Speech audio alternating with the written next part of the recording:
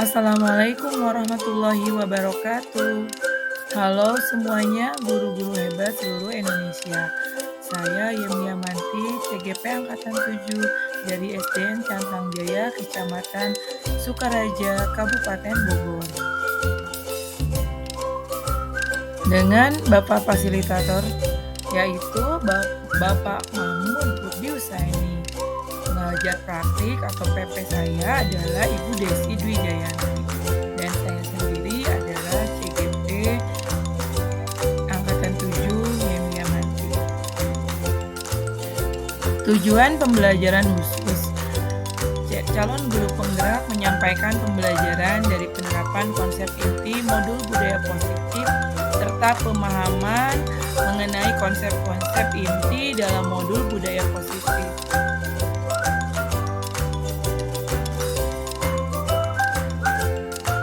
Membangun budaya positif dengan meningkatkan karakter peserta didik di sekolah.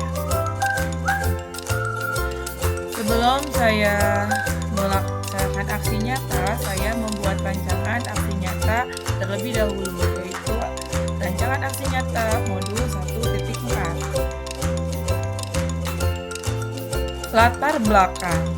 Budaya positif merupakan nilai-nilai, keyakinan-keyakinan, kebiasaan-kebiasaan di sekolah yang berpihak pada murid, agar murid dapat berkembang untuk menjadi pribadi yang kritis, penuh hormat, dan bertanggung jawab.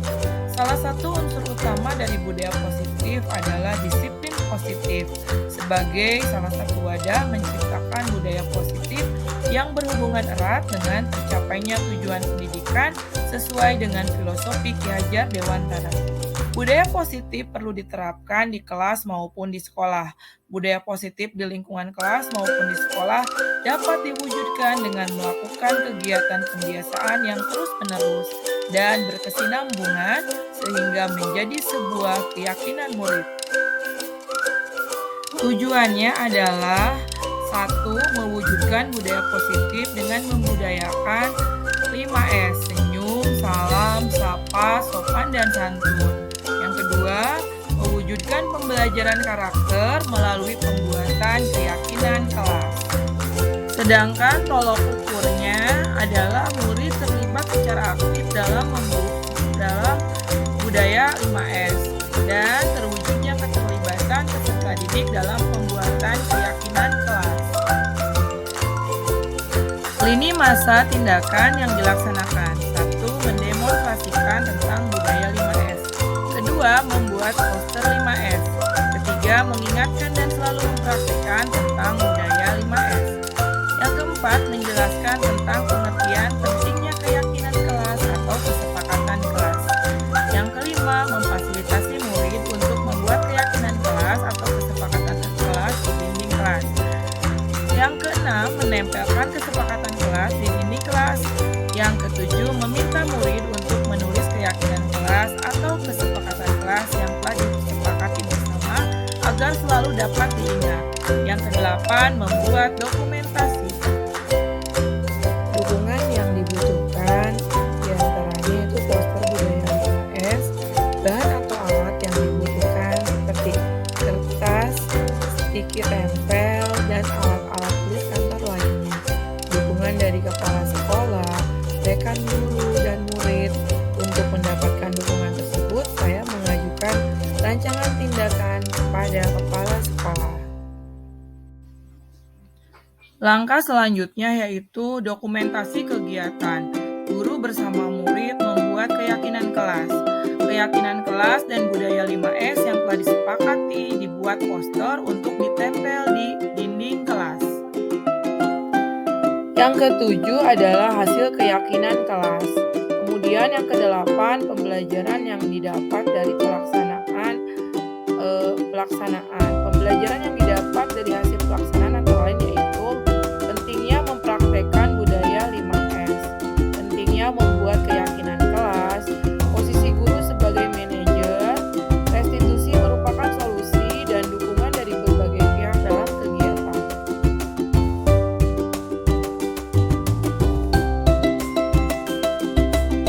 Assalamualaikum warahmatullahi wabarakatuh.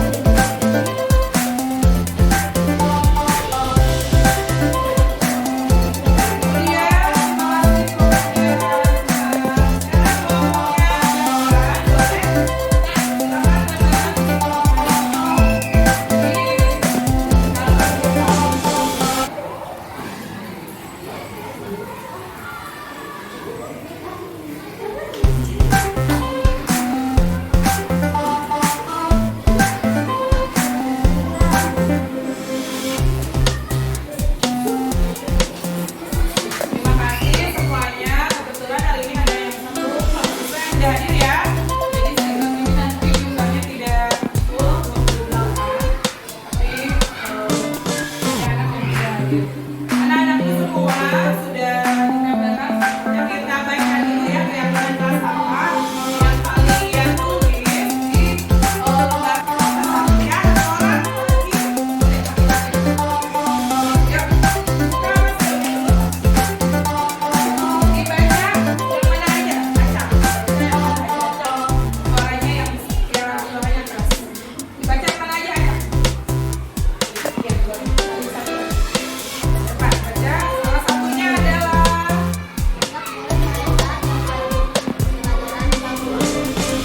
tidak boleh main saat jam pelajaran berlangsung ya. Lagi tidak meledek nama orang tua. Ya, sekarang amat baca. Tidak boleh bermain HP saat jam pelajaran. Silakan disimpan lagi. Yuk, kembali. Terima kasih ya. Nah, seperti itu ya, ada peraturan-peraturan yang kalian tulis sendiri. Dia berjalannya pembelajaran ini kalau kita belajar tertib. Nah, kemudian minta lagi 2 orang, tapi bergantian ya. Minta 2 orang untuk mengelompokkan. Kira-kira yang sama kelompokkan. Yang sama mengingatkan. Kemudian yang kedua tentang peraturan tidak membawa HP, misalnya sama ya.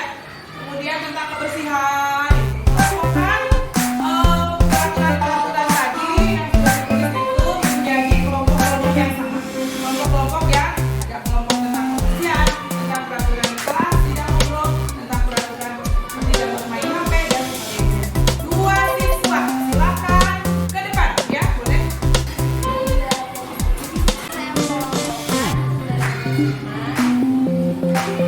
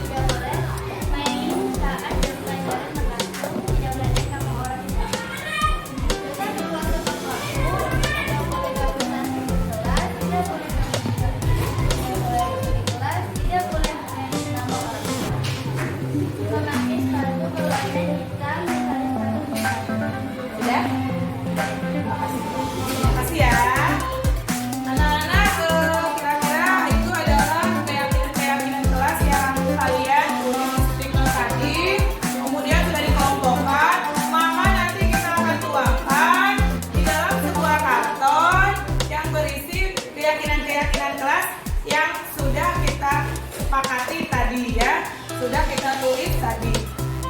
Untuk itu Ibu berterima kasih sekali kepada kalian sudah membuat keyakinan kelas ini. Nanti kalau kita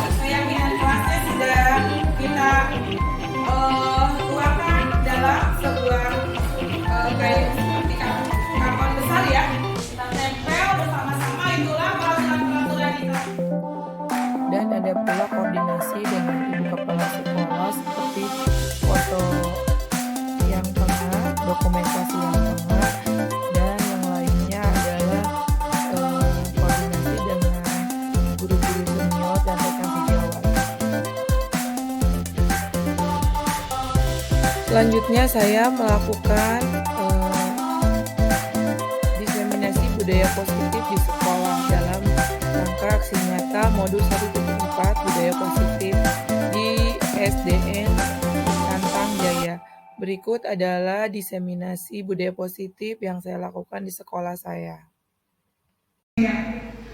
Di antaranya kebutuhan bertahan hidup, yaitu kemudian kebutuhan kasih sayang dan rasa diterima, baik di lingkungan pekerjaan maupun di lingkungan keluarga, penguasaan, kebebasan, dan kesenangan. Slide selanjutnya ada motivasi perilaku. Motivasi perilaku manusia ini tidak sadar untuk melakukan suatu tindakan dengan tujuan tertentu. Tujuan ini apa? Ada tujuan-tujuan dari motivasi perilaku manusia ini. 1. Menghindari ketidaknyamanan dan hukuman. Yang kedua, mendapat imbalan atau penghargaan dari orang lain. Yang ketiga, nilai-nilai kebajikan dari diri sendiri. Konsep disiplin dengan identitas gagal. Artinya konsep disiplin. Nah, contoh penerapan 5 kontrol posisi kontrol ini adalah sebagai penghukum. Kemudian ada sebagai rasa bersalah, teman, pemantau, atau manajer. Apabila kita mengambil posisi penghukum di sini, bahasanya seperti patuhi aturan sekolah, lalu berdiri di depan barisan. Membuat rasa bersalah di sini seperti berapa kali bu guru harus memberitahu kamu, bu guru kecewa sama kamu. Nah, ada membuat rasa bersalah kepada siswa. Kemudian ada sebagai teman, ayolah yang tertib, buat bu guru bangga. Kali ini tidak apa-apa kamu salah. Ada yang kita sebagai pemantau, yaitu kamu sudah melanggar. Apa peraturan dan konsekuensinya? Nah, ada sebagai manajer, apa kamu tahu kesalahanmu? Kira-kira bagaimana kamu akan memperbaiki kesalahan? Ini contohnya adalah contoh kasus dari restitusi hukuman. Nah, kalau guru menghukum siswa tersebut, misalnya hormat bendera selama 10 menit, guru marah dan murid menjadi takut. Konsekuensi, kalau konsekuensi, guru memberikan konsekuensi untuk mengerjakan PR-nya saat istirahat atau dikerjakan sebanyak 3 kali lipat. Guru tegas, siswa menghormati peraturan.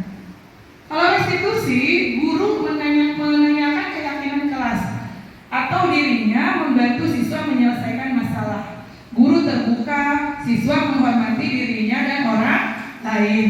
Jadi yang kita pakai, yang kita lebih cenderung di sini kita dalam menyelesaikan masalah yaitu dengan restitusi, yaitu dengan menanyakan dulu kepada murid, konfirmasi dulu apa yang mereka lakukan itu betul apa salah, dan kembali kepada keyakinan kelas yang dibuat. Kemudian ada sebagai rasa bersalah, teman, pemantau, atau manajer. Apabila kita mengambil posisi penghukum di sini, bahasanya seperti patuhi aturan sekolah, lalu berdiri di depan barisan. Membuat rasa bersalah di sini seperti berapa kali bu guru harus memberitahu kamu, bu guru kecewa sama kamu. Nah, ada membuat rasa bersalah kepada siswa. Kemudian ada sebagai teman, ayolah yang tertib, buat bu guru bangga. Kali ini tidak apa-apa kamu salah. Ada yang kita sebagai pemantau, yaitu kamu sudah melanggar. Apa peraturan dan konsekuensinya? Nah, ada sebagai manajer, apa kamu tahu kesalahanmu? Kira-kira bagaimana kamu akan memperbaiki kesalahan? Diseminasi hari ini sudah berjalan baik. Saya ucapkan terima kasih dan mohon maaf atas segala kesalahan. Saya tutup dengan wabillahi taufiq wal hidayah. Wassalamualaikum warahmatullahi wabarakatuh. warahmatullahi wabarakatuh.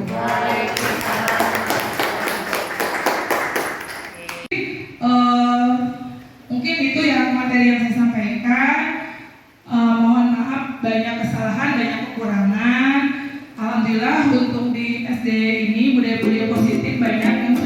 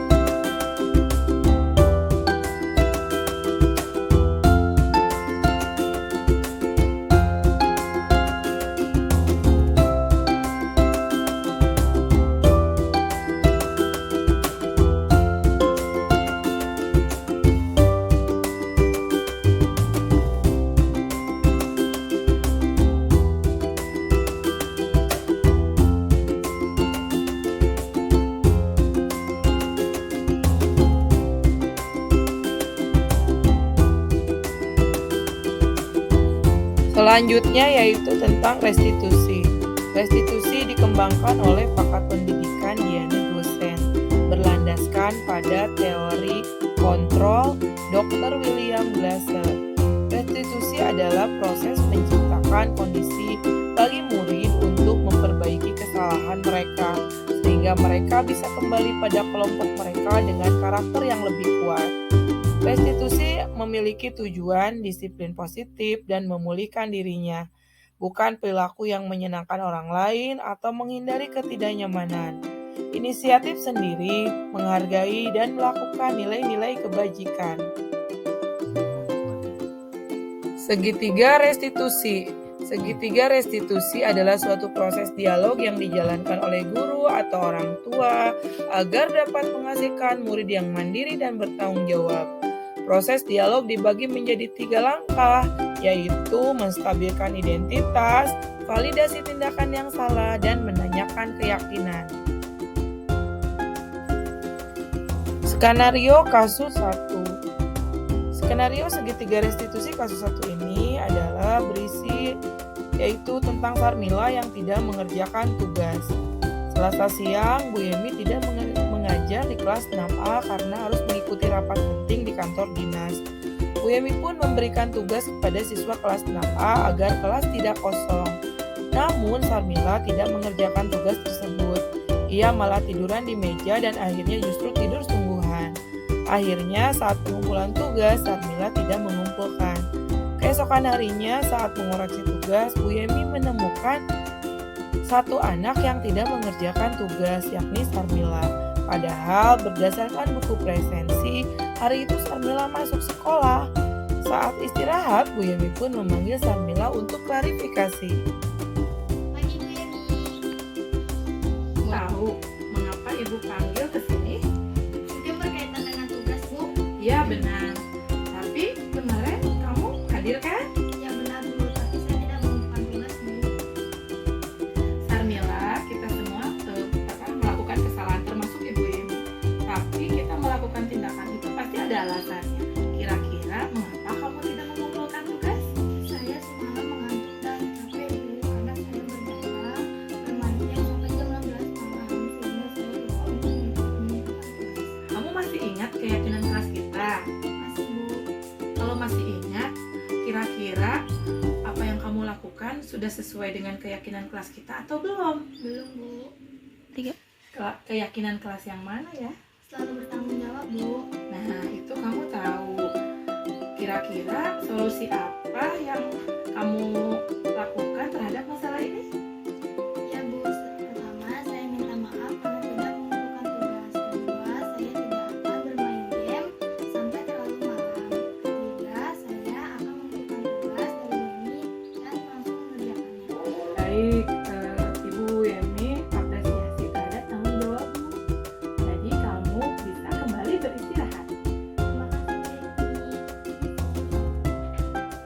Assalamualaikum warahmatullahi wabarakatuh. Saya merasa senang tadi berbicara sama Bu Yemi. Saya tidak telat mengumpulkan tugas lagi karena itu perbuatan tidak baik dan melanggar tanggung jawab sesuai dengan keyakinan kelas. Cara memperbaikinya, saya mengerjakan tugas tepat waktu dan menjadi orang yang bertanggung jawab.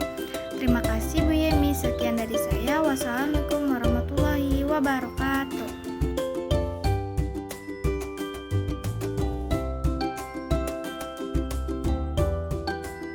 Berikut adalah beberapa budaya positif yang sudah dilaksanakan di sekolah, seperti budaya 5S, senyum, sapa, salam, sopan, santun, kemudian baris berbaris, senam pagi yang dilaksanakan setiap hari Sabtu, dan sholat duha bersama yang dilaksanakan setiap hari Jumat.